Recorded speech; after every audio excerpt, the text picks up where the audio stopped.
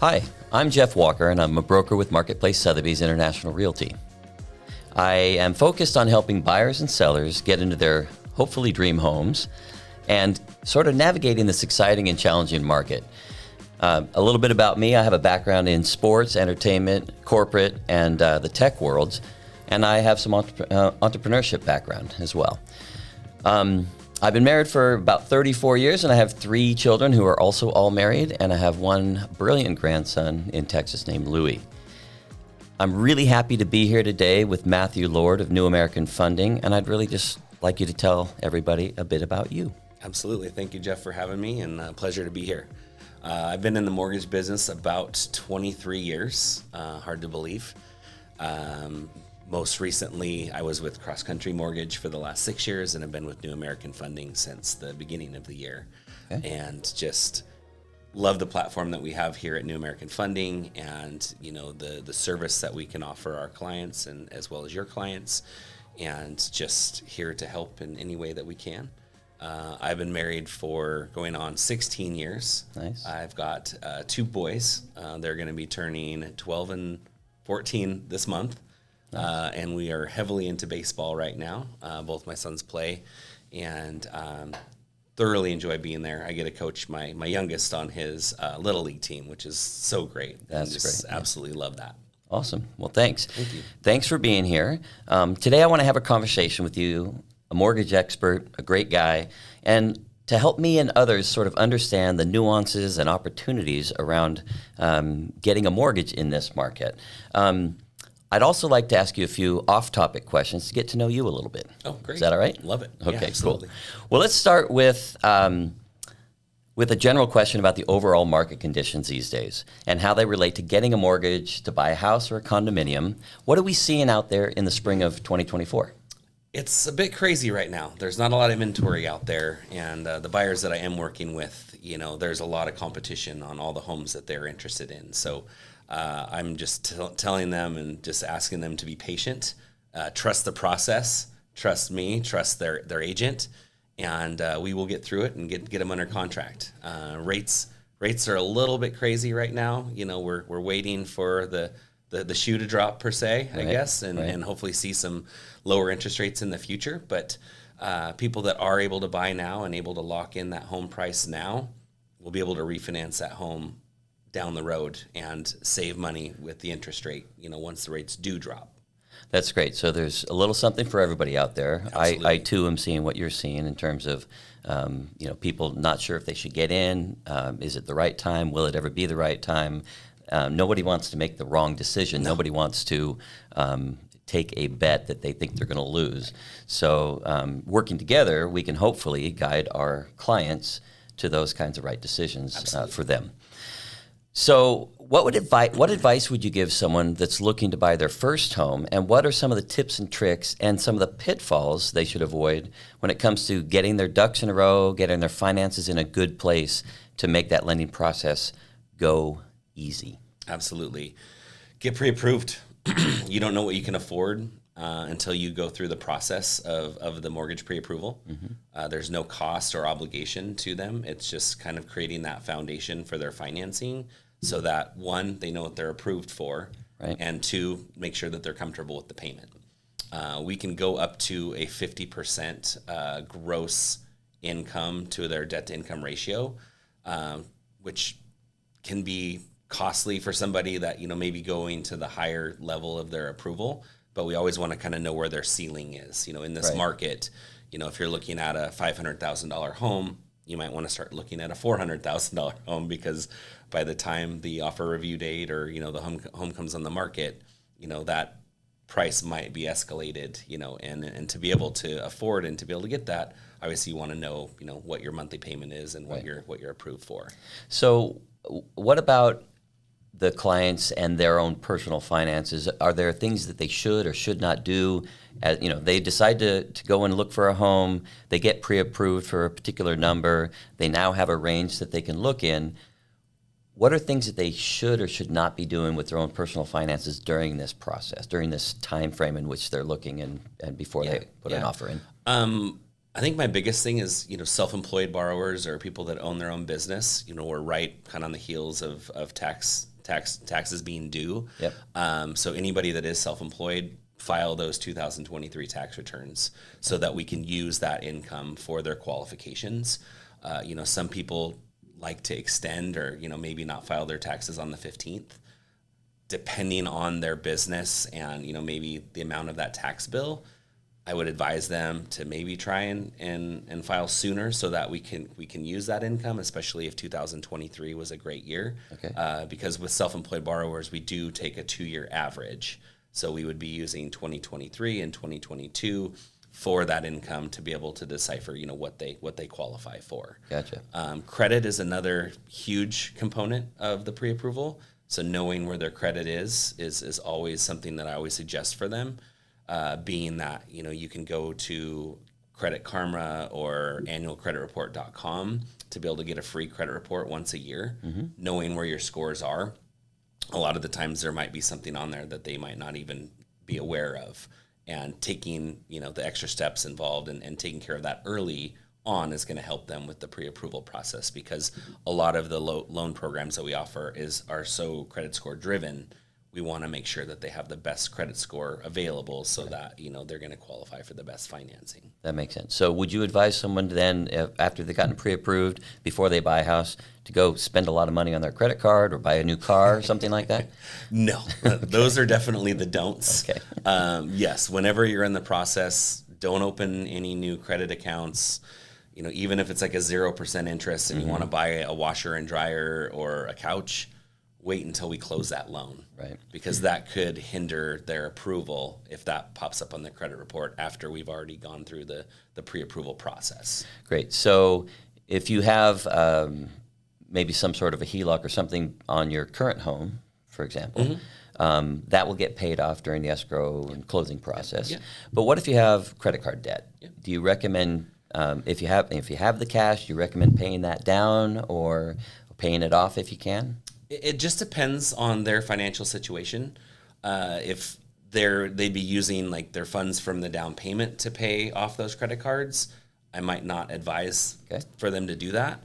If they're borderline on their credit score and that credit card is hurting their credit, I might advise them to pay it down to 30% of the high credit availability. Yeah. So the credit limit, 30% of the credit limit for that particular so on card or whatever it is. On $1,000 limit, don't have any more than $300 on that card. Gotcha. Once you start exceeding or getting past that 30%, that can affect your scores. So it really just depends on the borrower's financial picture. And I'll always advise them, if you pay this card down, we believe your scores are going to go up, which is going to get you a better interest rate. But if that is truly like what they have for their down payment, I might advise against that if they already have the credit scores that they need to qualify. Great. That's very helpful. Thank you. All right, a little bit of an off-topic question to get to know Matthew a bit. What is your favorite movie and why? Oh, wow. This tells a lot about a person, by the way. Caddyshack, I guess. I'm a huge golf fan. I love it. It's Masters Week. Yeah. I was up this morning watching the inaugural tee off. Yeah. And just who doesn't love Chevy Chase and Dan Aykroyd and all of those guys, in that movie. So I learned actually this morning that Chevy Chase, when he was in college, he was at Bard College, and he was in a band and he played drums in a band. It turns out his two bandmates ended up, I don't remember the name of his band, it was not a good name, but the two bandmates ended up stepping out when he got kicked out of college, when Chevy got kicked out of college, and they started a band called Steely Dan. No way. I did not know that I until this morning. I love Steely Dan. That is great. So when you close a loan, can people in the building hear you go, "It's in the hole"? No? Usually we ring a bell. Okay. But hey, we can always change things. Change it to Caddyshack. Yes, all right. Absolutely. So when shopping for a mortgage, for a mortgage or a mortgage company, what are the most important factors a buyer should consider? That's a great question. There's basically 3 channels of financing out there. There's brokers, which is what I am. And then you've got your big banks and credit unions. And then you've got your online lenders. Speaking from experience, I spent 13 years working with the big banks earlier on in my career. and saw some of the pitfalls in working with the big banks. And I'm sure, as a listing agent, when you're reviewing offers, sometimes sellers cringe when they see, a pre-approval letter from a bank or an online lender. A lot of the times you're not getting a mortgage professional helping you out and knowing the timelines and the milestones that you need to hit to ensure that loan's going to close on time. Yeah, so it could be more of a process thing than a quality thing necessarily. Absolutely. But you want to make sure that you're closing on time, so you have somebody who's solely focused on getting that done. Yes, absolutely. Okay, perfect. And let's talk about the process just a bit. In a standard transaction, and I know there aren't any standard transactions, how long can the process take from sort of locking down the rate to completing the transaction, and what are some of the key milestones along the way? Yeah, great question. 21 days is like our platform model, and that's from application to funding. There are situations where we might need a longer close, so 30 days typically is kind of what we need to have timeline-wise to be able to close. But if all the boxes are checked, we can even offer, a full underwriting approval for our clients just without even having a property. Yeah. And that can help expedite the timelines. But usually from application to funding, anywhere from 21 to 30 days is pretty typical. Okay, great. All right, another off-topic question, another Matthew question. If you could eat only one food for the rest of your life, what would it be? Oh, man. I only can pick one. Just one. Well, if Aaron was here, I would say pizza. See, now that's great because it's one, but I didn't restrict the number of toppings. So. Oh, well then pizza for sure. Yeah. Yeah, that's mine too. All right. So let's talk about points a little bit. How do points work? Can you explain that a little bit? And also something like the 2-1, 3-1, or similar product buy downs. What are those about? Right now, to combat the higher interest rate market, we've been doing temporary buy downs. The great thing about those is that if somebody does a temporary buy down and they get a $15,000, $20,000 credit from the seller and rates drop, they can refinance that home. And if we've only used a portion of that seller credit that we've received, that can be netted off of their payoff on their loan. So we're not leaving any money on the table, which is instrumental because, everyone is thinking when rates are dropping, we've got, more buyers in the market, hopefully more sellers entering the market, where, they might be refinancing that loan in less than a couple years. Right. And let's say if they got a $15,000 credit and we did the 2-1 buy down, but we only used $7,000 of that seller credit, that other $8,000 would be netted off of their payoff. Can we back up 1 second and talk about what is a buy down exactly? Sure. So if someone gets a credit of $15,000, why would you only use $7,000? How does that buy down work? So we want to use all of the credit. We don't want to leave anything on the table. So depending on the credit that we get and then the interest rate that they would be locking in on, so let's just say, take it, for example, a 2-1 buy down. So let's say the rate today is 7%. In year one, the rate would be 2% lower than the rate that you've locked in at. So year one, the rate would be 5% for the first 12 months. After that, the rate would go to 6% for the next 12 months. And then after that, in year three, the rate would go back to the locked in interest rate at 7%. For the next 28 years. Yes, exactly. Yeah. So if that borrower refinances that loan prior to getting to year three, and they have an additional, whatever credit that is left over, we will net that off of their payoff. So we're not leaving any money on the table. A permanent buy down is where somebody is taking that credit and applying it directly to the interest rate for a permanent buy down. So if the rate is 7% and they've got $15,000 to put down to buy the interest rate down, and it gets them down to 6%, that would be the rate that they're locked in at for the life of the loan. So that's points. Points, exactly. Yeah, exactly. Great. The fear there, or I guess the concern that I have, is if rates do drop and now they can lock in at 5.5% on a 30-year fixed, but they had just spent $15,000 to get that rate to 6%, right? And they have not recouped those costs. I mean, even if it comes from the credit from the seller, they're not utilizing all of that money, and there would be no refund at closing. Right. And so as we go through the process with a client, as you go through the process, you will talk with them about all of these different options so that they can make the best most informed decision they can at the time with the information that's available. Absolutely. Yeah, I'll look at all the options for them and see what's going to make the most financial sense, based on their application, their approval, any potential credits that we can offer from the seller, those kind of things to really give them, the best opportunity to kind of weigh out what's going to make the most sense for them financially. Great. Okay. Another get to know Matthew question. If you could do, this one's a little deeper. If you could do one thing to help your fellow humans on earth, outside of helping them get into their home with a loan, what would that be? Educate them, practice patience, love one another.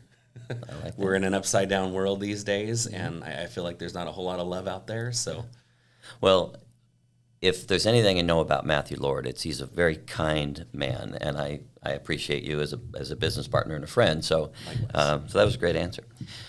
So, back to the topic. Bringing money to the table at closing can be stressful, especially if you've never done this before. What are some of the surprises that someone might see, line items, things that they weren't expecting on the closing statement when they get to that closing? The closing costs are pretty straightforward, so there shouldn't be any surprises there.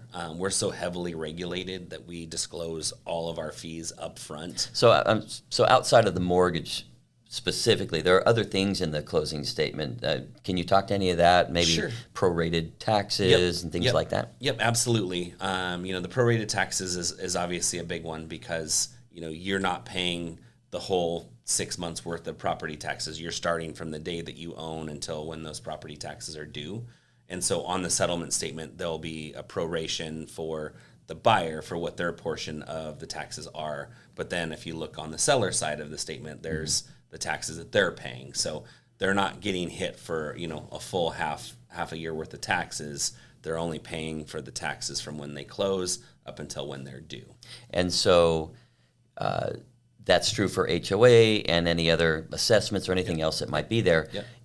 Are those monies paid as cash at closing, or are they folded into the loan? It's all included in the down payment and closing costs. Okay. For a purchase. Now, with a refinance, we can build those into the loan as long as there's enough equity in the property and it supports the loan request. Great. But mostly, for somebody that's buying, that's all going to be on top of whatever their down payment is.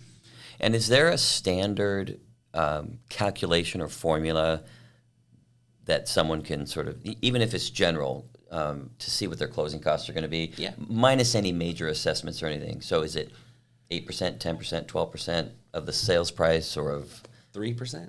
3%, okay. And that's probably on the high side. As you get in the higher loan amounts or higher purchase prices, it'll be a little bit less. But, on your standard, $500,000 purchase, your closing costs should not be more than $7,000 or $8,000. Yes, the reason I ask that is because I get a lot of my clients going, like, how much do I need to bring to closing? And they're thinking they have to bring a huge amount to closing, and often that's just not the case. Right. And so I just want people to be aware that it's a lot lower than absolutely. And before I got into this business, I had those same thoughts too.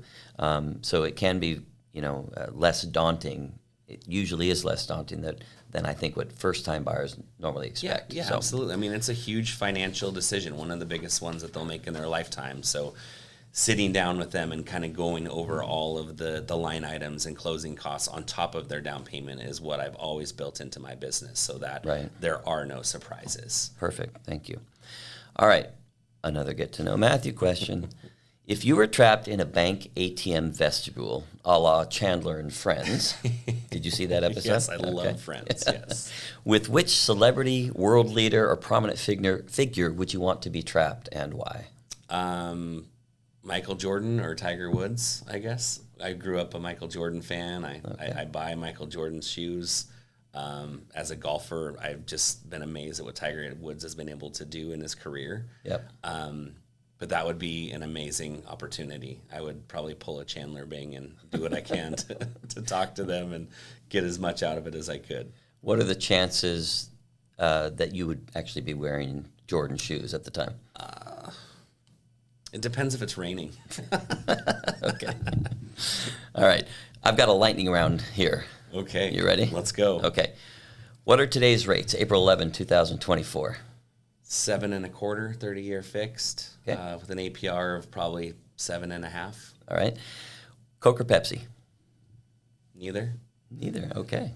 What's your prediction for rates by the end of summer? We're hoping to see them in the 5s. I think that's a bit of a stretch with what we've seen in the market recently. So I think my guess is, maybe mid 6s. Okay. Hopefully a little bit lower. Hopefully, yeah. Beach or mountain? Well, if you'd ask my wife, she would say beach. We just went to the mountain on Tuesday. We love snowboarding. We love the mountains. We love being, outside in the cold, fresh air. But come summertime, this is such an amazing place to live. And, we spend a lot of time on the water. So Yep. 50-50, I guess, Okay. depending on the season. All right. Maybe Tahoe's the place for you then, because it has both beach and mountain, right? Yes. Buy or rent? Buy. Buy. Buy. Exactly. Cougs or Huskies? Go Cougs. Go Cougs. Always. When's a good time to get in the housing market? Now.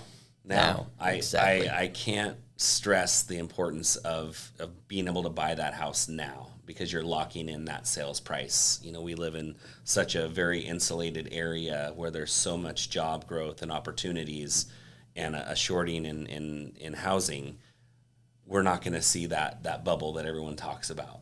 Average appreciation is going to be 5 to 6% a year. So you wait a year, you're paying more for that house. Right. So it's in this case, you're talking about the house prices are favorable now and almost always now, where interest rates will fluctuate up and down. And we're not going to see that with housing prices necessarily. Absolutely. Buy that house now and refinance, when the rates drop. Okay. Which of your children do you love the most? Just kidding. I'm not. Depending on the day. Jujubes or Boston baked beans? Boston baked beans. Look at that. All right. Love it. Final question. What makes you, Matthew Lord, and New American Funding stand out as the ones to work with when it comes to mortgage financing? I love our marketing. We've got an amazing marketing team, so we can put out a ton of content out there. We have this studio, which is so amazing. Like, I've never had anything like this in my mortgage career. And just the platform. We've got an amazing processing, underwriting, and funding team that knows what it takes to get the job done, and they support us, our clients, and our referral partners to ensure of that. So it's just an amazing company with just a breath of fresh air, every time I walk through those doors. That's great. And so what you just described were good reasons for me to work with you and the reasons we love working with you. And as far as the customers and clients working with you, it's your platform, it's your ability to fund loans quickly, to provide a breadth of products and a depth of products to help those clients along the way, correct? And service. Of course, I pride myself on my service. I always have.